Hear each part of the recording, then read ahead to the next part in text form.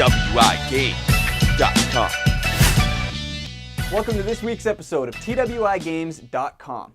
This week, we're going to talk about the decade in gaming and give out our 2009 Game of the Year awards. But first, let's jump right in. The year 2000.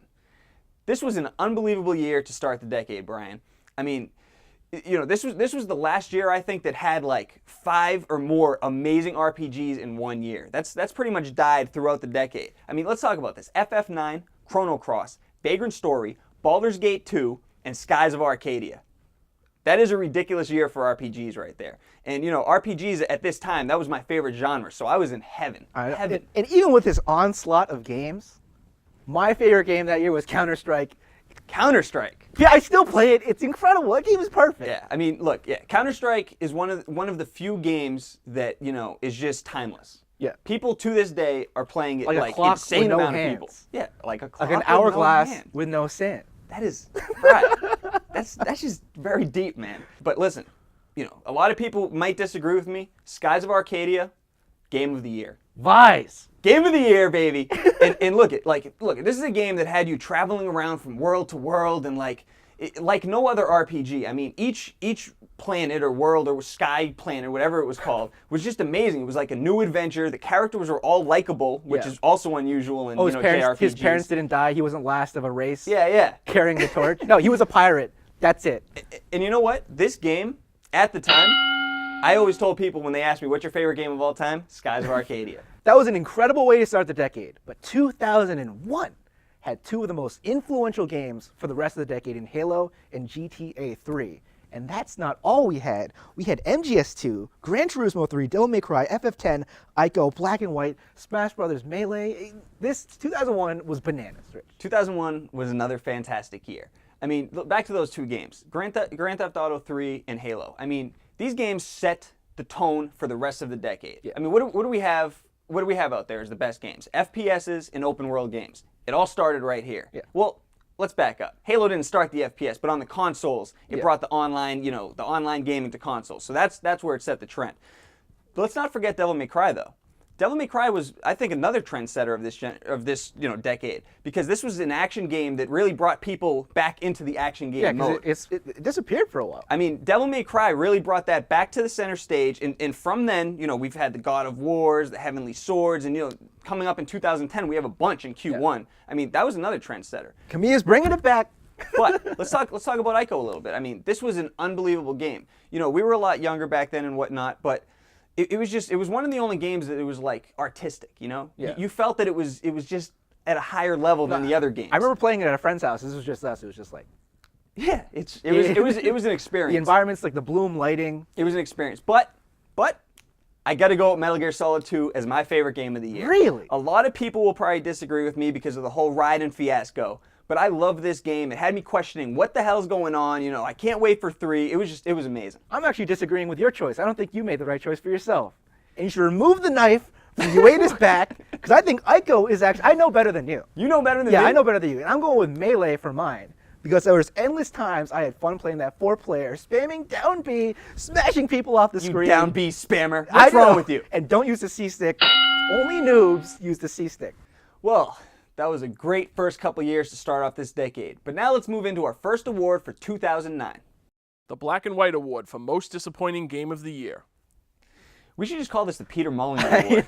Because this guy hypes his games up so much, they're always I disappointing. remember when I bought Black and White, I was like, this is it. I'm going to be God. And all I did was watch the guy breakdance. Yeah. What is this? My cow is breakdancing? This isn't good. Definitely. But, on to the nominees. I would say probably Resident Evil 5 and Mad World would be my 2 nominees. I'm adding Fat Princess to that list. Fat Princess? All right. Mad World, I say, because this was a game that everybody was like, oh man, the Wii has hardcore games. Like, this is, this is a real game. Played it, beat it. It was okay. A little disappointed. But Resident Evil 5, although a good game, the reason it's disappointing is because moving into the generation, PS3 and Xbox 360 and Wii, I was looking forward to God of War 3, a new Final Fantasy, and Resident Evil 5, the sequel to Resident Evil 4. And when you put it on that pedestal, it didn't deliver. Yeah. It didn't deliver. Is it even better than 4? I've heard it's not so. No, it's not. But I got to go with Fat Princess, because I was really looking forward to a tactical online game similar to Team Fortress, and it couldn't deliver for a couple of reasons. One, there was giant stalemates. Two. Yeah, but you know what? Fat Princess was a good game. Fat Princess was a good game. So our award goes to Resident Evil 5. Well, I guess that was the most disappointing. What's the next award? The Shenmue Award for Most Divisive Game of the Year. Shenmue. People are still having flame wars about this game. Oh, it's just quick time events. Oh, it's a great game. Look, I got to say though, a lot of people who argue against Shenmue probably didn't play it. I played it, beginning to end. It was okay. It was okay. See, now you're gonna start flame wars on our site. All right, what do we have here? I think Flower, very divisive. Yeah. Killzone 2. Okay. Wii Sports Resort. Zenbound on the iPhone, and Path on the PC. Those were the 5 games I remember everyone either loved or hated.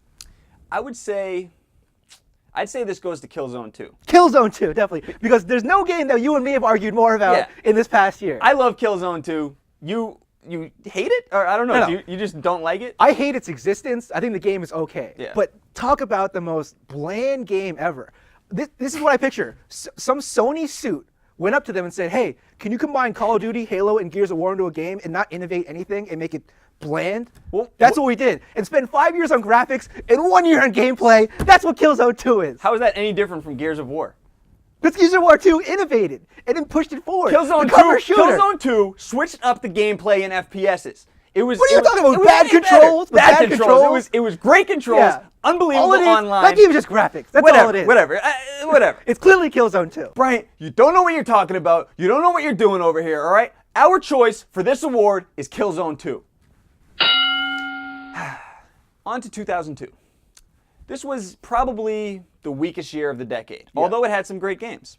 We had Metroid Prime, Grand Theft Auto Vice City, Warcraft 3, Time Splitters 2, Eternal Darkness, the first Ratchet & Clank, Suikoden 3. Eternal Darkness. I remember Great Matt game. told you before you played it that there was no way you and your brother weren't going to get into a fight. And what happened? We got into a fight. Yeah. My brother was controlling it. Yeah. We got to the point where they're like, your save files were deleted, all this stuff. And I was like, Mike, oh my God, I'm going to kill you. Like, we got into a fist fight because of this. Yeah. I didn't play this game till last year because I thought it was one of the worst titles in the history of video games. Eternal Darkness. Yeah, but I agree with you. It was a little weak year. Metroid Prime, though, that was a magazine. I think that was probably the best game. But my personal favorite, Warcraft 3 and all the extras that came with Tower Defense, Dota. I love Warcraft. Warcraft 3 was a great game, but, my game of the year this year, I think, was actually pretty simple. Suikoden 3. I absolutely love Suikoden 3. It was one of my favorite RPGs of the decade. 108 playable characters, all right? Yeah. And the story was extremely original. You had 3 characters, right? And you played the same story from their point of view. In opposing forces and you're playing the game as this one character and then all of a sudden the bad guy in that story is your next playable character. It was mind-blowing. I was like, what? Why don't more games do that? I don't know, but I think you're lying because it's pronounced Suikoden. That's the real way to pronounce that game, and a true fan would know that. My bad. So 2002 was a little down, but 2003 brought it back. We had Wind Waker, KOTOR, Prince of Persia, Call of Duty, Beautiful Joe, NBA Street, Beyond Good and Evil, Mario Kart Double Dash. I mean, we had amazing games in 2003. For you to mention Prince of Persia and not Dark Cloud 2 is ridiculous. Dark Cloud 2 is tied with Beyond Good and Evil for my favorite games this year. Ridiculous or on purpose? Both, probably both. But look, Dark Cloud 2, level 5 game. It was amazing. The cell shading was just unbelievably beautifully artistic. And, Beyond Good and Evil. This was a very underappreciated game that had just great characters. Yeah, completely underrated. Great world, great everything. More people needed to play that game. And that was the last time you hounded me incessantly. You gotta play it. You gotta play it. You gotta play it. It was you almost made me not want to play it because you kept telling me to play it. My bad. I gotta go with a tie too between Beautiful Joe and Call of Duty. We were living together when we played Beautiful Joe. I was flipping out when I found it felt so good. Amazing game. Yeah. Like the combos in that game, they were so satisfying. It was unbelievable. Henshin and Go-Go, And Call of Duty, that was like the first time we saw really scripted events that made you like really immersed. Oh man, it was the first air raid. Half-Life 1 might have something to say about that, but I see what you're saying.